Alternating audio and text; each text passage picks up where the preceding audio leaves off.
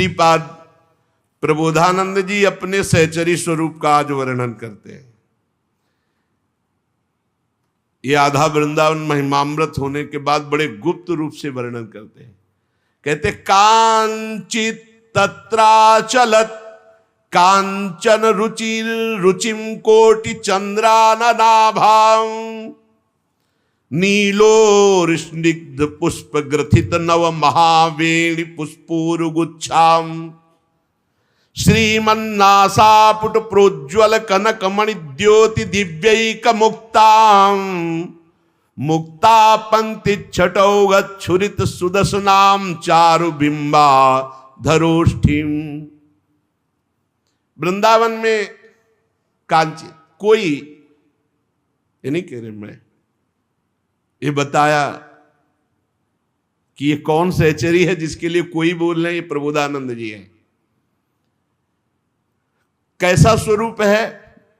जैसे प्रियाजू के श्रीअंग कांचन, प्रियाजू की सहचरी हैं तो कैसी है श्रीपाद जी?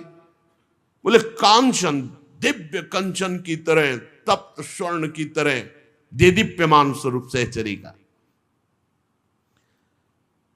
इतना गोरापन है कि अगर करोड़ों चंद्रमा कहे जाए तो वो तो प्राकृतिक है, तुलना नहीं हो सकती। सहचरी वपु, इतना सुंदर मुख है, किसी से तुलना नहीं हो सकती। और प्रियाजू के प्रसादी वेणी के नील पुष्प अपनी वेणी में गुथे हुए, गुच्छे लटक रहे हैं वेणी में, सुंदर नासिका और कनकमणि प्रसादी मुक्ता नासाग्र में, और बिंबोष्ट में प्रियाजू का प्रसादी अधरों की लालिमा में जो लगाने की, जिसे मिश्री आदि, वो कोई एक सखी है श्रीपाद करे, ये कोई और सखी नहीं, श्रीपाद है। कोई एक सखी है, वह कैशोर व्यंजी, किशोर अवस्था की, स्वर्ण की तरह शरीर की आभा, करोड़ों चंद्रमाओं की तरह गोरी, बेणी में प्रियाजू के प्रसादी नील पुष्प धारण किए हुए, नासाग्र में प्रियाजू का प्रसादी मुक्ता, और अधरों पर लालिमा प्रसादी जो मिस्त्री की या पान की। किशोर अवस्था है, मंजुर स्तन मुकुलत द्वयुगम, वक्षा स्थल में वस्त्र कंचुकी, मध्य प्रदेश कट देश बहुत क्षीण, कांची नूपुर हारावली केयूर आदि से मंडित,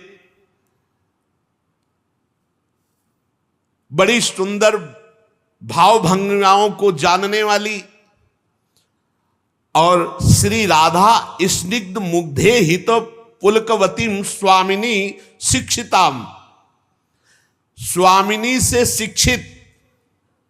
तो क्या श्री जी बैठ के सब सिखाती हैं अपनी सखियों को? स्वयं च सकला कला सुकुशली कृता, जहां सहचरी भाव आया समस्त कलाएं प्रकाशित हो जाती। संगीत, ज्ञान, प्रिया प्रीतम के मन की बात जान लेना, सब कलाओं में श्री स्वामिनी जी के द्वारा शिक्षित राधा स्नेह की चेष्टाओं से पुलकित, मतलब जितनी चेष्टाएं वो किशोरी जू के लिए, और उसी में आनंदित, और स्वामिनी जू से समस्त कला सम्यक वेत्रिम कलानाम तदतिशय कृपाम स्नेह विश्वास पात्रिम, श्री प्रिया प्रीतम की अत्यंत विश्वास पात्री, कृपा पात्री, स्नेह पात्री, और श्री प्यारी जू के पदनक मणि की शोभा पर कोटि कोटि प्राण न्यौछावर करने वाली, युगल किशोर को विचित्र विचित्र प्रकार से सुख देने वाली, ऐसी कोई एक सहचरी जो स्मरामि वृंदावन कुंज वीथिका, स्मरामि तो नागर दिव्य दंपति, सुगौर नीलो स्मर के लिसागरे मग्नाव पारे दिन रात्र वेदिनी। देखो, ये जो सहचरी बपू है, प्रिया प्रीतम के समीप हर समय रहता है। प्रिया प्रीतम का साक्षात्कार और सहचरी का साक्षात्कार दो नहीं, एक ही होता है। और ये जब कभी कोई रसिक महापुरुष अत्यंत अधीनता देखकर प्रसन्न हो जाते, तब यहां या तो वो प्रदान कर देते हैं दृष्टि, और या फिर घसीट लेते हैं। दोनों में एक बात है, दूर भी है तो प्रदान कर दिया वहीं से, या फिर समीप घसीट लेते हैं।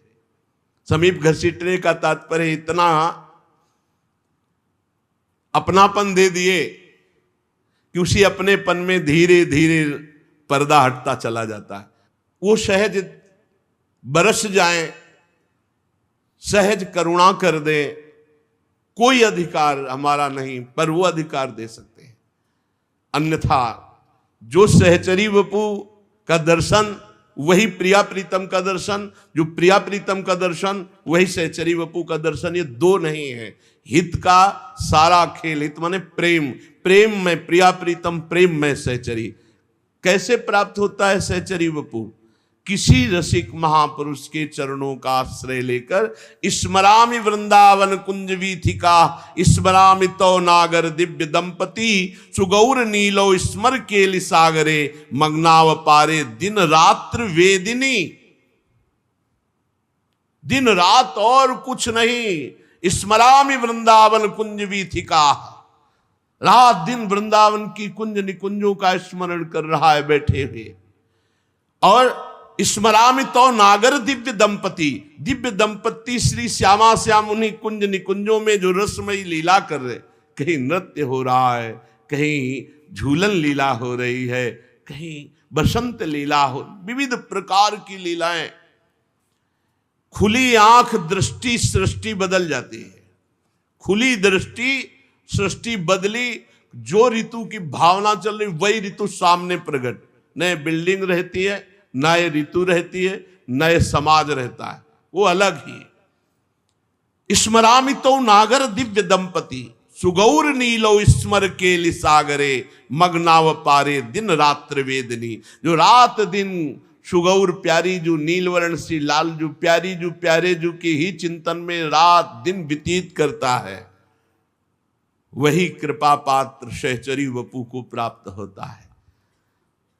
ये प्रदर्शन की वस्तु नहीं, जब गुरुजन आचार्य कृपा करते हैं तब ये बात, बहुत अनन्यता, बहुत समर्पण, बस इतना ही सरलता है इसमें, सहजता है।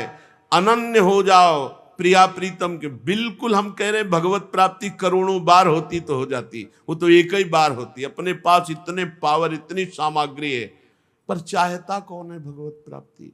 कौन प्रिया प्रीतम से मिलना चाहता है? यही के विषय से फांस लेते हैं कि इसी में हम सुखी और राजी बने रहते हैं।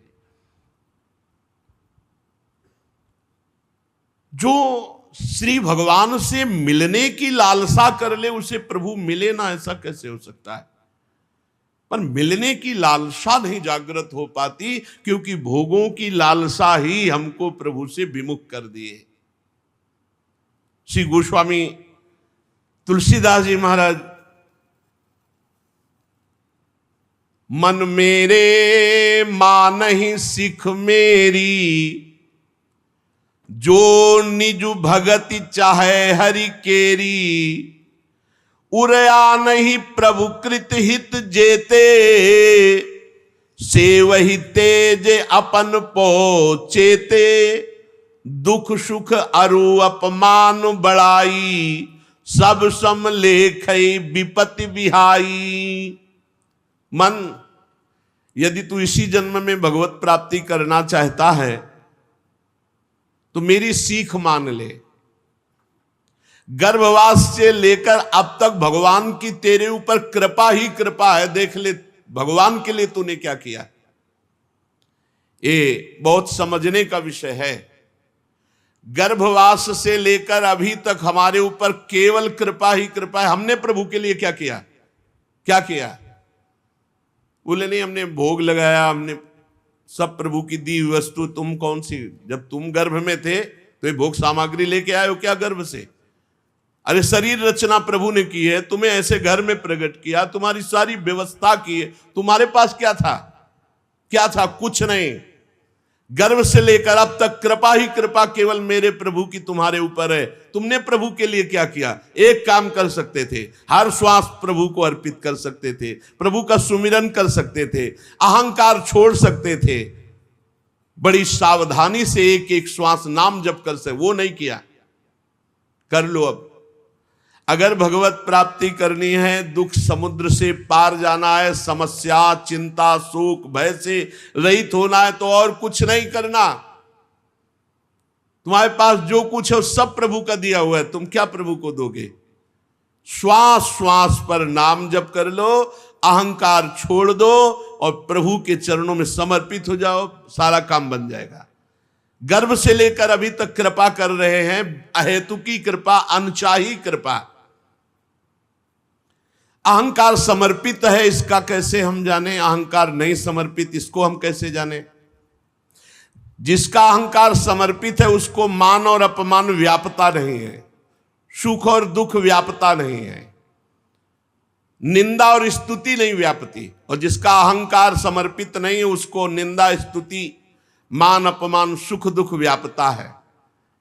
अहंकार समर्पित कर दो तो अनुकूलता में सुख नहीं लगेगा, प्रतिकूलता में दुख नहीं लगेगा, निंदा में दुख नहीं लगेगा, स्तुति में सुख नहीं लगेगा, मान में सुख नहीं लगेगा, अपमान में दुख नहीं लगेगा। यदि अहंकार समर्पित हो गया है, अगर लग रहा है दुख, तो अभी अहंकार समर्पित नहीं हुआ।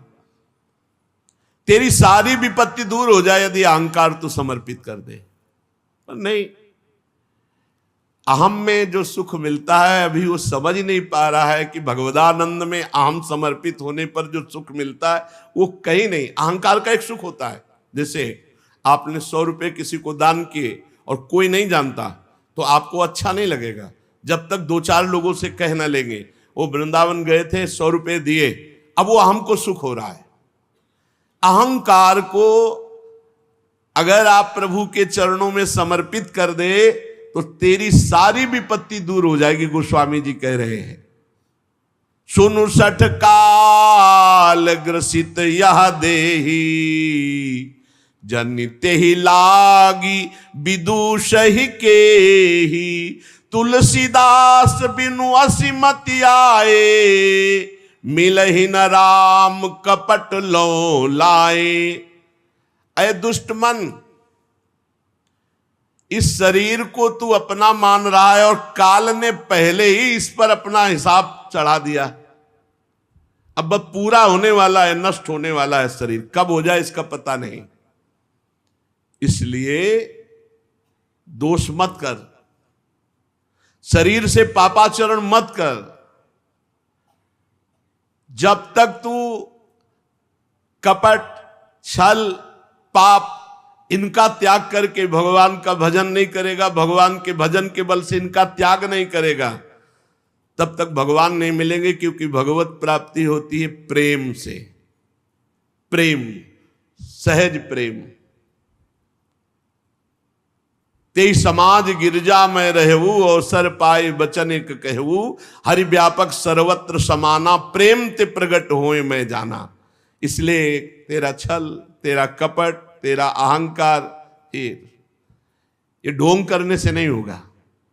कह रहे तुलसीदास बिनु असीमति आए, मिलहि न राम कपट लौ लाए।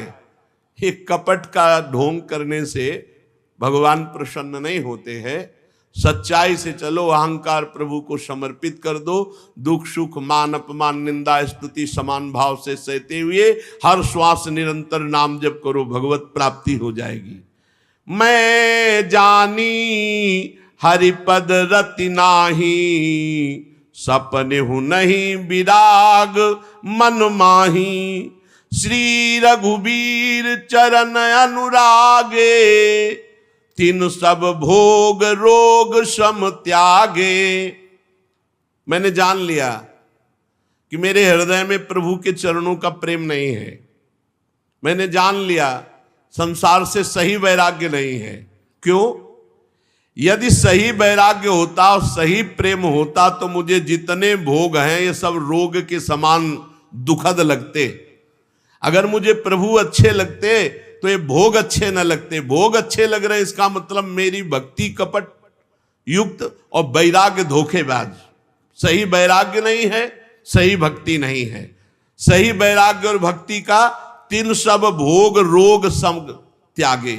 जैसे कोई भयानक रोग दुख देता है, ऐसे ही हर भोग दुखद लगे तो जाने की भक्ति सही, वैराग्य सही।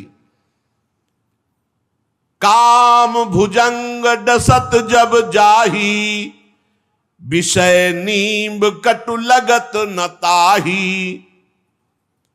बोले जिसे काम रूपी विषधर सर्प डस लेता है उसे कड़वी नीम मीठी लगने लगती है।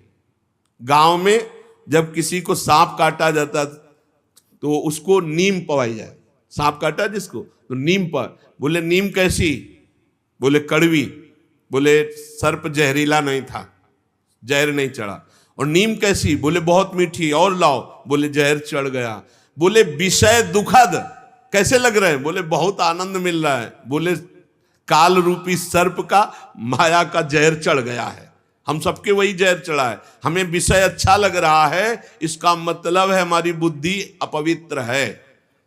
रमा बिलास राम अनुरागी, तजत बमन जिमनी जड़ बड़ भागी। वो जन बड़े बड़ भागी हैं जिन्हें भोग उल्टी के समान घृणास्पद लगते हैं। वो तीन सम भोग रोग सम त्यागे, रोग के समान भोग उन्हें दिखाई देते हैं, हमें तो अमृत के समान दिखाई देते हैं। इसका मतलब कह रहे कि काम भुजंग डसत जब जाही, विषय नींब कटु लगत न ताही। जिसे काम रूपी सर्प ने डस लिया तो विषय भोग रूपी कड़ुआ ये मीठा लगता है, कड़ुआ नहीं लगता, मीठा लगता है। अब असमंजस हृदय विचारी, बढ़त सोच नित नूतन भारी। देखो मन की चाल को देखो, ऐसे फंसाता है मन, और जब फंसा देता है तब रोते रहो प्रभु बचाओ बचाओ। फिर भगवत प्राप्ति नहीं हो पाती है, ये भोग ही सामने घेरते रहते हैं। असमंजस अस हृदय विचारी, बढ़त सोच नित नूतन भारी। जब कब राम कृपा दुख जाई, तुलसीदास नहीं आन उपाई। भगवान की कृपा से जिस साधक के हृदय में दृढ़ निश्चय हो गया कि मर चाहे जाऊं, अब भोग नहीं भोगूंगा, भगवत प्राप्ति करूंगा, वो तो निकल जाएगा। और जो ऐसा फिसलन स्वभाव वाला है कि आज भोग लेते हैं भगवान माफ कर देंगे, आगे भगवत साक्षात्कार हो जाएगा, बहुत कठिन। फिर वो भोगों की पंक्ति आ जाएगी, वो उसमें फंसता चला जाएगा। कितना भोगे, मन ललचाता चला जाएगा। और अगर आपने नियम ले लिया नहीं तो सब रास्ता साफ होता चला जाएगा। इसलिए मन को भोगों से दृढ़ता पूर्वक हटाना होगा, कसम खा के हटाना होगा कि अब कुछ भी हो जाए हमें भोग नहीं भोगना। चाहे वो जनेन्द्री का भोग हो, चाहे वो रसेंद्री का भोग हो। रूखा सूखा खा के बस जीवन व्यतीत करो और खूब भजन करो। भजन से ही भगवत प्राप्ति होती है। श्री महाराज पृथु, जब ब्रह्मा जी ने उनको आदेश किया कि आप 100वीं यज्ञ पूर्ण न करें क्योंकि इंद्र बार बार पाखंड का रूप धारण कर रहा है और इससे पाप का बहुत प्रचार होगा, पाप बढ़ेगा, इसलिए तुम 99 ही यज्ञ रहने दो। तो उसी समय पृथु जी ने यज्ञ का संकल्प रोक दिया, 100वीं यज्ञ का। इससे भगवान हरि बहुत प्रसन्न हुए और वहीं भगवान प्रकट हो गए। महाराज पृथु ने भगवान की चरण वंदना करके स्तुति की। कल यहां से दे पृथु जी बोले, वरान विभो त्वद वरदेश्वरात् बुधा, कथम वृणीते गुण विक्रियात्मनाम, ये नारकाणाम अपि सन्ति देहिनाम, तानीस कैवल्य पते वृणेन च, न कामये नाथ तदप्यहम क्वचिन न यत्र युष्म चरणाम्बुजासवः महत्तमांतर हृदयान्मुखच्युतो विधत्स्व करणायुत में सुमेवरः। हे मोक्षाधिपति प्रभु, आप वर देने वाले ब्रह्मादिक देवताओं को भी वर देने में समर्थ हैं, और आपने कहा वरदान मांगो, तो कोई भी बुद्धिमान पुरुष आपसे विषय भोग कैसे मांग सकता है? वे विषय भोग तो नारकी जीवों को भी मिलते हैं, और आपके प्रसन्न होने पर कोई विषय भोग कैसे मांग सकता है? अतः मैं त्रिभुवन का कोई भी भोग आपसे नहीं चाहता। मुझे मोक्ष पद की भी इच्छा नहीं है। मेरे अंदर एक इच्छा है कि सदैव आपके प्रेमी संत महापुरुषों का सानिध्य मिले, और उनके श्रीमुख के द्वारा आपकी लीला कथा मकरंद, आपकी कीर्ति, आपकी कथा सुनने को मिले। इसलिए मेरी प्रार्थना है कि आप मुझे 10,000 कान दे दीजिए। महाराज पृथु ने भगवान से मांगा कि मुझे आपके प्रेमी जनों का संग मिले, और उनके मुख से आपके चरणारविंद की प्रेम सुधा मकरंद से भरी हुई वाणी, सिद्धांत, लीला, कथा, ये मैं रात दिन सुनूं और कभी तृप्त ना हो, इसके लिए मुझे 10,000 कान दे दीजिए। अर्थात मेरे कानों में 10,000 कानों की सुनने की सामर्थ्य दे दीजिए, जिससे मैं आपकी लीला कथा निरंतर सुनता रहूं। पूर्ण कीर्ति प्रभु, आपके चरण कमल मकरंद रूपी अमृत कणों को लेकर जब संत महापुरुषों के मुख से चर्चा निकलती है, तो वो वायु के साथ मिलकर के कान में जाती है, और जब कान में जाती है तो जो कुयोगी है, अजितेंद्रीय है, अज्ञानी है, उसको भी तत्व ज्ञान करा देती है। शब्द निकला वायु के साथ, जब श्रवणेंद्री में गया और जब हृदय में गया, तो हृदय को पवित्र करके, किनके? बोले जो कुयोगी हैं, अजितेंद्रीय हैं, अज्ञानी हैं, उनको भी तत्व ज्ञान कराने में समर्थ है आपके संतों के मुख से निकली हुई भगवत वार्ता। अतएव हमें किसी दूसरे वर की कोई आवश्यकता नहीं। प्रभु, सत्संग में जब रुचि प्रकट हो जाती है, सत्संग प्राणों से प्यारा लगने लगता है, तो अब उसको फिर और कोई साधन भगवत प्राप्ति के लिए करने की जरूरत नहीं पड़ती। भगवान ने बताया एकादश स्कंद में, व्रतांश यज्ञ छंदांश तीर्था नियमा यमा यथा वरुंधेत सत्संगा सर्वसंगोपहो इमाम। बड़े बड़े व्रत नियम तीर्थ याटन वेदाध्ययन आदि से मैं वश में नहीं हो सकता, जैसा मैं सत्संग सुनने से वश में हो जाता हूं। पृथु जी कह रहे हैं कि सत्संग में आपके मंगलमय सुयश को अगर एक बार किसी ने ध्यान देकर सुन लिया, तो अगर वो बहुत ही पापी और पशु बुद्धि है तो वो छोड़ देगा, नहीं तो वो फिर सत्संग को पकड़ लेता है और वो छोड़ नहीं पाता, और यही उसे भगवत प्राप्ति करा देता है। सत्संग बड़े भाग्यशाली होते हैं जिनकी रति सत्संग में होती, और सत्संग एक ऐसा महिमामय है कि रोज अपनी कमियां अपने को सत्संग में पता चलती हैं। रोज कमियां त्याग कर हम भगवत चाहिए नहीं, पर वो आपका सुयश सुनती रहती है। और लक्ष्मी जी के समान मैं भी आपका सुयश सुनना चाहता हूं, आपकी सेवा चाहता हूं। तो ऐसा तो नहीं होगा कि आपकी सेवा मैं चाहता हूं, लक्ष्मी भी चाहती है। आपकी लीला कथा सुनना चाहता हूं, लक्ष्मी जी भी सुनना चाहती। तो कहीं लक्ष्मी जी हमसे कलह तो नहीं कर बैठेंगी? जैसे एक पति को दो चाहें तो आपस में कलह हो जाता है। प्रभु, मेरी प्रार्थना है कि लक्ष्मी जी के हृदय में विरोध भाव होने की संभावना है, क्योंकि मैं भी आपको प्यार कर रहा हूं, लालायित हूं सेवा में, और ऐसा लक्ष्मी जी भी हैं। तो प्रभु, आप दीनों पर दया करने वाले हैं,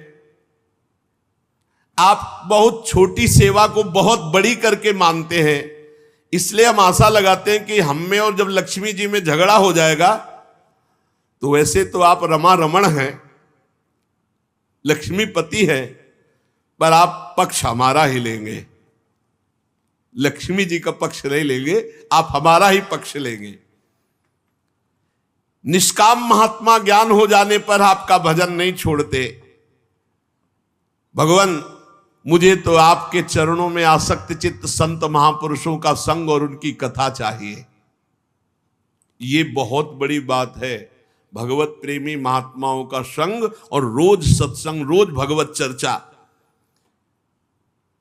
मैं किसी इच्छा से आपका भजन नहीं कर रहा हूं। आपने कहा वर मांगो, तो इसको भी मैं आपकी वाणी को मोह में डालने वाली मानता हूं, क्योंकि प्रभु जब आप सामने हो तो फिर और क्या मांगे। माया से आपके आसक्त होकर लोग स्त्री में, पुत्र में, धन में इतने आसक्त है कि बस यही इच्छा चाहिए, स्त्री भोग मिले, शरीर भोग मिले, धन मिले, मकान मिले, खान पान की। प्रभु ये सब मायामय है, हम इसकी उपेक्षा करते हैं, इससे हमें सुख नहीं। हमें आपकी लीला कथा, आपके भगवत प्रेमी महात्माओं का संग। भगवान बहुत प्रसन्न हुए। भगवान ने कहा, राजन, तुम्हारी भक्ति का ये फल है कि तुम्हारे अंदर ऐसी स्थिति कि तुम मुझसे कोई भोग नहीं मांगे, नहीं तो प्रायः मेरी बात पर लुभायमान होकर के कोई न कोई भोग मांग लिया जाता है। तुमने इसलिए नहीं मांगा कि सौभाग्य से तुम्हारा चित्त मेरे में लगा हुआ है, ऐसा होने के कारण मेरी माया तुम्हें मोहित नहीं कर पाई। ध्यान दीजिए, जिसका चित्त भगवान में लगा है, जिसकी भक्ति भगवान के लिए, उसे माया मोहित नहीं कर सकती। माया का बंधन छूटना अत्यंत कठिन है, पर जो सावधानी पूर्वक मेरी आज्ञा का पालन करता है और मेरा चिंतन करता है, उसका सर्वत्र मंगल होता। माया उसको बांध ही नहीं पाती। दो शब्द, भगवान की आज्ञा का पालन और भगवान का निरंतर चिंतन। श्री मैत्रेय जी कहते, विदुर जी, इस प्रकार भगवान राजर्षि पृथु के सारगर्भित वचनों का आदर किया। फिर पृथु जी ने भगवान की पूजा की। देखते देखते भगवान अंतर ध्यान हो गए।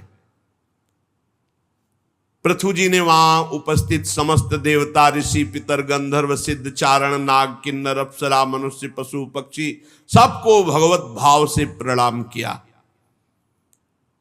फिर पृथु जी अपने नगर में आए। पूरी प्रजा उल्लसित होकर महाराज पृथु का अभिनंदन किया। पूरा नगर सजाया गया था। 100 अश्वमेध यज्ञ का संकल्प लिए थे, 99 पूरी करके आए। ब्रह्मा जी ने मना कर दिया, नहीं तो सभी पूरी करते, चाहे इंद्र को स्वाहा करना पड़ता, पर वो ब्रह्मा जी ने फिर समझा दिया। तो पूरी प्रजा, ऋत्वजगण सब पृथु जी का जब वो अपने राज्य में वापस आए तो बड़ा स्वागत किया। पृथु जी का सम्मान हो रहा है, पूरी प्रजा पिता की तरह देख रही है। तो श्री मैत्रेय जी से विदुर जी ने कहा कि मैं उनके और पावन चरित्र को सुनना चाहता हूं, आप कृपा करके बताइए। मैत्रेय जी ने कहा, बड़े भाग्यशाली हैं जो गंगा और यमुना के मध्यवर्ती देश में पैदा हुए। ये बड़ा पावन क्षेत्र है, गंगा यमुना का ये सब बड़ा पावन क्षेत्र है। मतलब भगवत प्राप्ति के लिए बहुत बड़ी भारत भूमि में जन्म होना, गंगा यमुना के पवित्र क्षेत्र में अन्यत्र कहीं जीवन मुक्त अवस्था या तत्वबोध या भगवत प्रेम, भगवत प्राप्ति की चर्चा नहीं है। बस वही नरक स्वर्ग की बातें हैं। परम पद, भगवत प्राप्ति, तत्व ज्ञान, प्रेम, ये तो सब भारत में ही ब्रह्म ऋषियों के द्वारा जो अनुभव किया गया। बाहर अगर कहीं किंचन मात्र है तो भारत की किसी ब्रह्म ऋषि के द्वारा। यमुना और गंगा के मध्यवर्ती क्षेत्र में जन्म होना बहुत बड़े तप का फल है। जो भगवान के भक्तों को और ब्रह्म ऋषियों को सदैव सम्मान देता रहता है और अपने प्रारब्ध भोग को क्षय करता रहता है, तो यहां स्वाभाविक भगवत प्राप्ति हो जाती है। ऐसा पावन देश है, पावन क्षेत्र है कि अगर भक्तों का संग मिलता रहे, ब्रह्म ऋषियों का आदर करते रहे और अपने प्रारब्ध भोग को सह ले, सुख दुख जो संपत्ति विपत्ति आवे फूले ना भूले ना, तो इस धीरे धीरे भगवत प्राप्ति की योग्य बना देती है।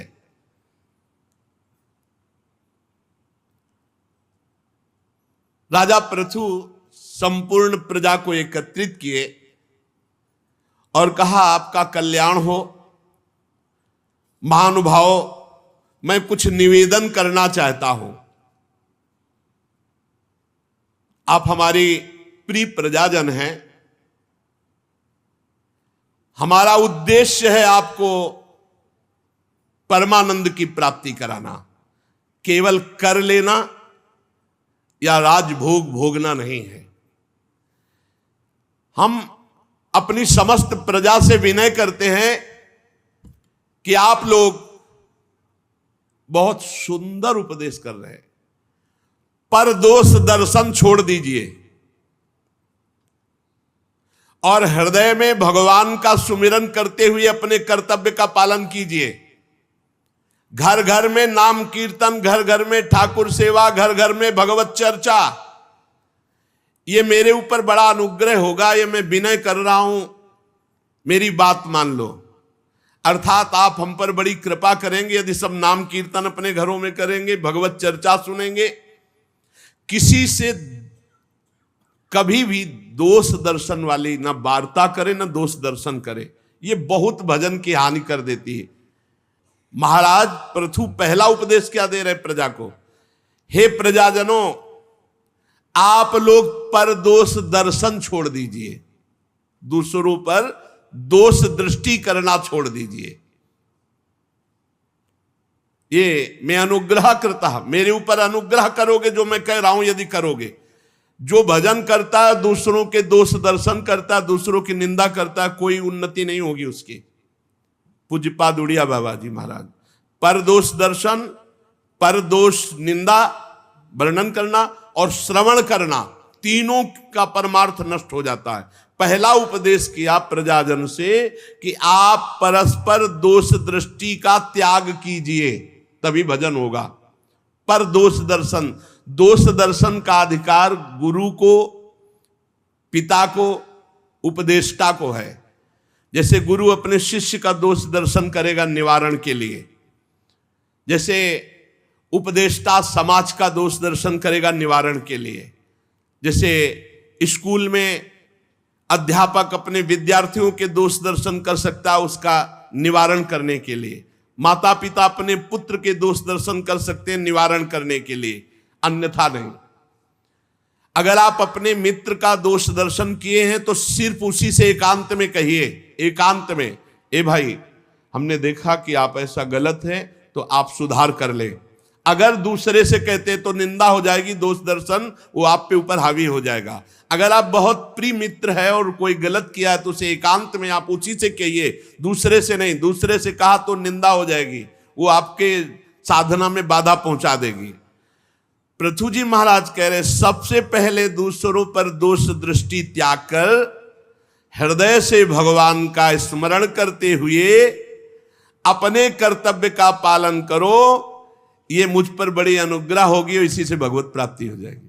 बिल्कुल सरल उपाय, किसी की निंदा नहीं करना, निरंतर भजन करना, अपने कर्तव्य का पालन करना।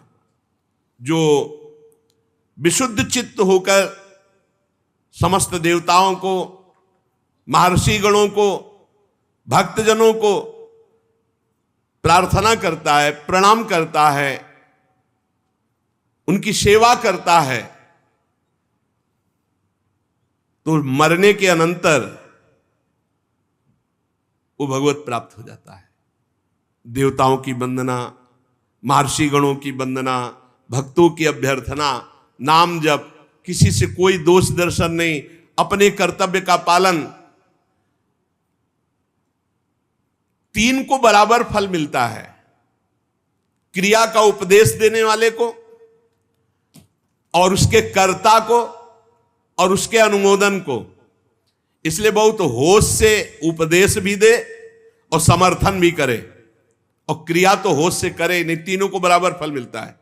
अब आपने जो आज्ञा करी उसने पीटा, और एक ने कहा बहुत ठीक, तीनों की दुर्गति होगी, और एक ने कहा भाई थोड़ा नाम जप किया करो, दूसरे ने कहा नाम जप करना तो बहुत उत्तम बात है, और तीसरा नाम जप कर रहा है, तीनों को बराबर फल मिलेगा। कर्ता, उपदेष्टा, समर्थक, तीनों को बराबर फल मिलता है। इसलिए माननीय सज्जनों, महानुभावों का मत है कि कोई भी कर्म बिना फल दिए नष्ट नहीं होता, इसलिए कोई भी पाप कर्म ना करो। महानुभावों का मत है हर कर्म फल देगा। असत कर्म फल देता है तो फिर सत्कर्म क्यों नहीं देगा? कर्म करो तो केवल इहलोक परलोक दोनों जगह तुम्हारा बड़ा मंगल हो, शरीर तेजोमय हो, बुद्धि प्रकाशमय हो, हृदय आनंदमय हो, ऐसे कर्म करो। ऐसे कर्म, जो पाप कर्म है वो हृदय जलता रहेगा, चेहरा तेजहीन हो जाएगा और मन एकदम खिन्न, बुद्धि भ्रष्ट हो जाएगी। बड़े बड़े महापुरुष मनु, तानपाद, महीपति, ध्रुव, राजर्षि, प्रीवत, हमारे दादा अंग, ब्रह्मा, शिव, प्रहलाद, बलि, ये सब भगवान की आराधना के प्रभाव से इस लोक और परलोक में परम यशस्वी, सम्माननीय और परम मंगल हुआ। ये मृत्यु के दौहित्र बेन आदि कुछ सोचनी लोग हैं जो भगवान की निंदा करते रहते हैं, इनकी बातों पर ध्यान नहीं देना चाहिए।